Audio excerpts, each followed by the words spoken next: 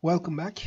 In the previous video we talked about the Fluent module, and we are going to finally talk about the results part and wrap up the Fluent part of these tutorials. So let's look at the results for the external flow. So first of all, let me say that you don't actually need this to get results from Fluent. You can also do it through the Fluent window under the solution. You can also get results through there, but this is easier to obtain results from this part. I am going to show you a couple of tools here that are very useful to investigate your results, to make comments on your results. So the first thing is the contours, and we need a plane here. So what we are going to do here is basically we are going to define a plane along the one of these coordinate planes, and we are going to define contours on it to read different values such as pressure or velocity, or in the case of our internal flow, temperature. So let's define a plane, and it is going to ask us the method, and we are going to select the YZ plane and click apply. So because, as you remember from the second episode, what we did was we moved the center of our geometry to the middle of the coordinate system. So because we did that, when we define a plane on this YZ plane, automatically it is right at the center of our geometry. So that is why we moved it to the center. And we can also change the location through this part. For example, if we enter 1 here, it's going to move the plane, as you can see. So you can also manually set up this plane. And we have also here different types, for example circular one, and you define a certain radius, and when you apply, as you can see, it defines a circular one. Let's increase this value. So we are going to keep it as a rectangular one. We are not going to select that type here. And you can also select the plane type as slice or sample, and this is basically the difference here. It is also going to go through the geometry, but since this is a solid object, it's not, the internal part of it is not empty, so we are going to keep it as slice and apply. And let's also make this normal, and just so this is how we define a plane. On the user locations and plots, we see different here items. For example, this wireframe, we can click this box here to close down the wireframes and only get this plane. And what we are going to do now here is we are going to define a contour on this plane. So we will click this icon here and then select OK. And then it is going to ask us the location. We can select different things here. We can also select the outlet, inlet, or walls. We are going to select this plane here. And let's define a pressure one. So the number of contours, this is completely based on the project. Let's see how the number of contours affects the results by doing them and increasing them one by one. So for 10, for example, it looks like this. It looks a bit ugly because the number of contours are very low. So let's increase it to 50, for example. And as you can see, it looks better. Let's increase it to 100. And it looks better here. 200. So if we increase the value too much, like let's say we make it 2000, it is going to take more time, or maybe make it 5000, for example. Since this is a simple simulation, it's not taking so much time, but as you can see on the left corner, as we increase this value, it is going to take more and more time. And just like the mesh independence case, it is not going to change a lot after a while. For example, when we reduce it to 2.5 thousand, there is not so much of a difference between 2.5 thousand and 5,000. Full loaded in 8 bits. sorry. This is also going to affect when you close this down and in the future you save this, and when you want to reopen this, if you enter a big value here and you define different streamlines, it is also going to increase the time for your results component to load. So let's keep this number at 200.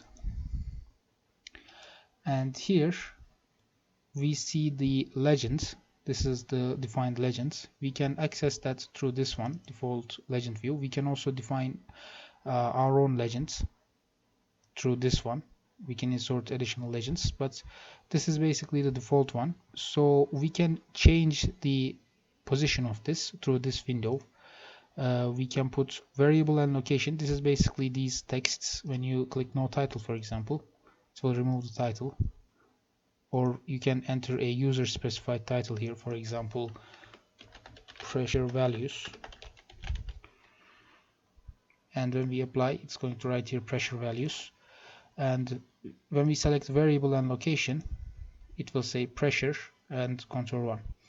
So we can also make it horizontal. It's vertical right now. We can also make the values go this way by clicking this horizontal here, as you can see.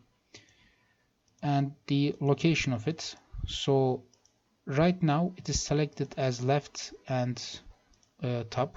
If we select none here, we will be able to manually adjust positions here.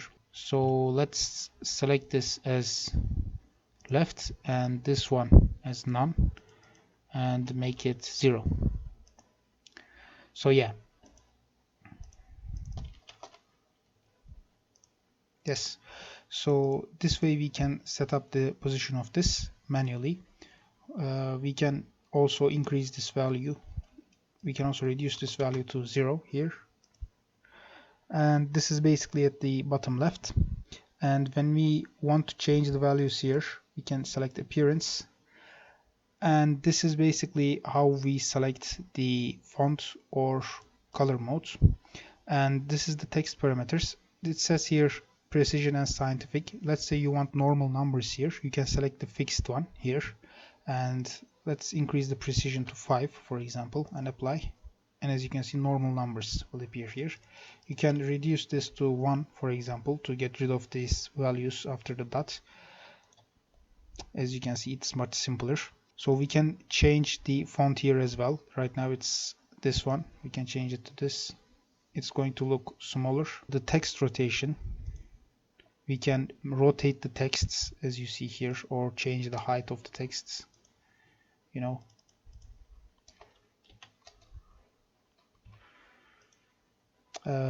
Basically set up the values. So this is basically how we set up the legend.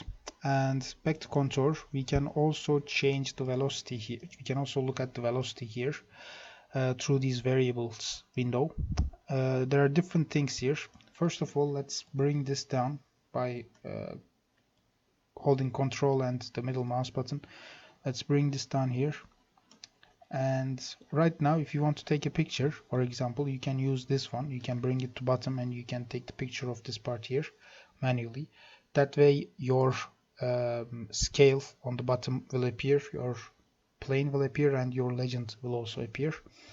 And let's look at, for example, velocity. And as you can see, this is something that I want to tell you. So the boundary layer forms here, and the boundary layer that forms in the upper walls, due to upper walls, as you can see, it does not affect the airflow for this one. I said in the background we're going to need a longer space, so if we reduce the contour number, we can see it more clearly.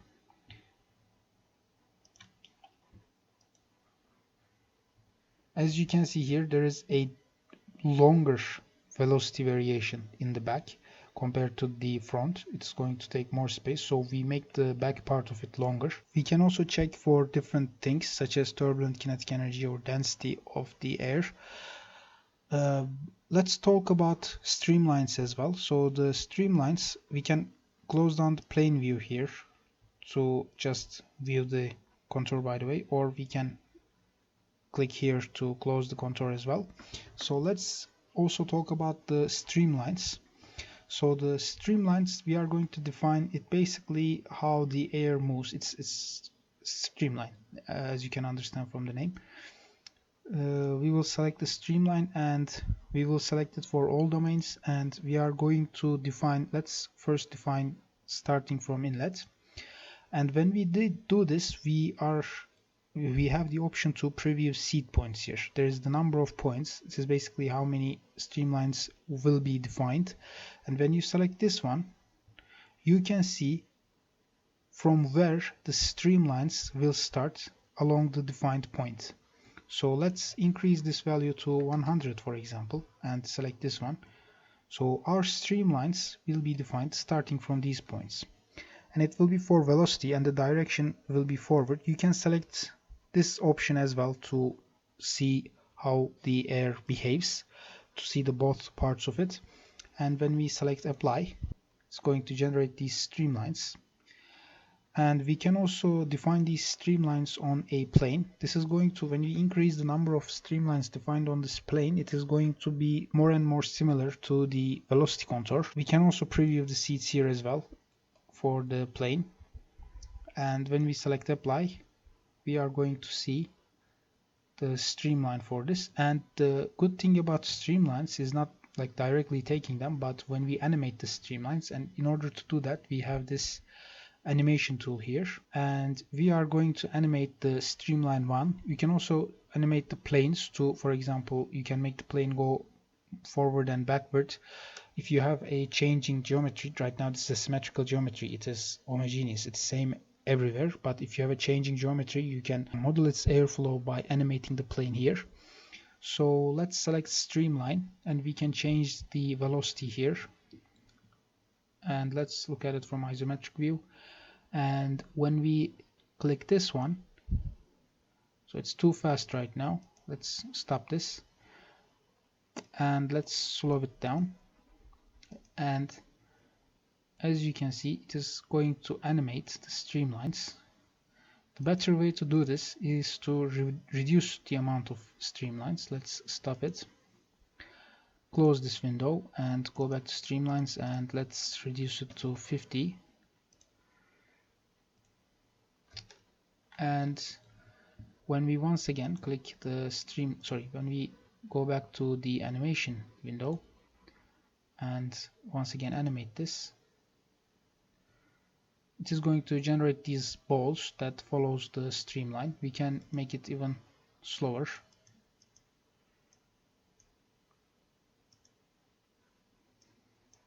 And we can generate a loop here and select the repeat.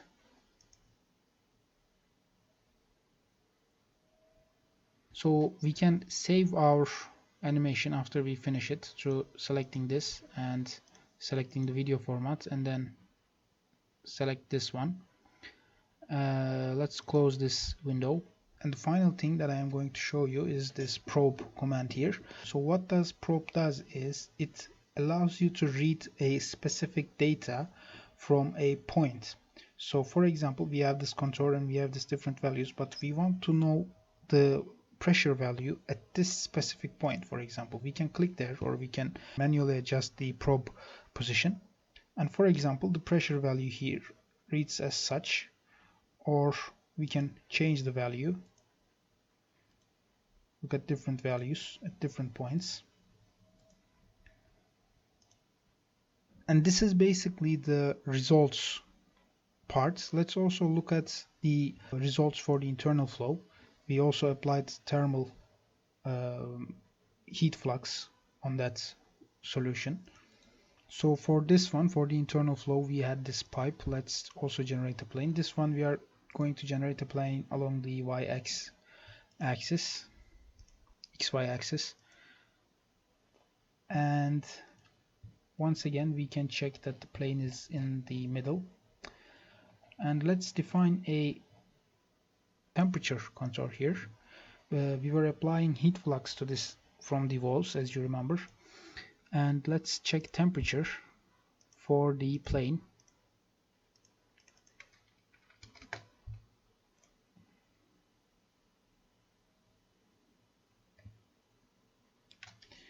Yes, so As you can see, sorry, in the walls here, it's applying some temperature,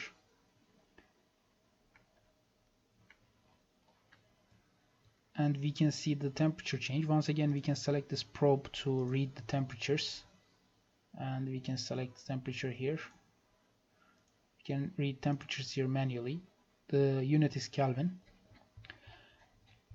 And we can also look at the velocity here for this one as well, to see how the velocity changes with the boundary layer, because the boundary layer here will be applied from all directions. And yes, we can also see the boundary layer here. It's a very large pipe, so the effect is very small, but as you can see, we can see also the boundary layers. So this is basically how we use the results component to read different results and get answers for different projects. And this was basically it for the Fluent part of this set of tutorials. In the next episode, we are going to talk about the CFX here and the CFX analysis systems. We are not going to make a couple of videos for CFX, for geometry, mesh, etc., because we spoke about them previously. A similar situation is going to apply to the CFX as well, but we are going to do certain things differently for geometry, and we will try to cover the entire CFX part in one tutorial. So once again, this is it for this video, and thank you for watching.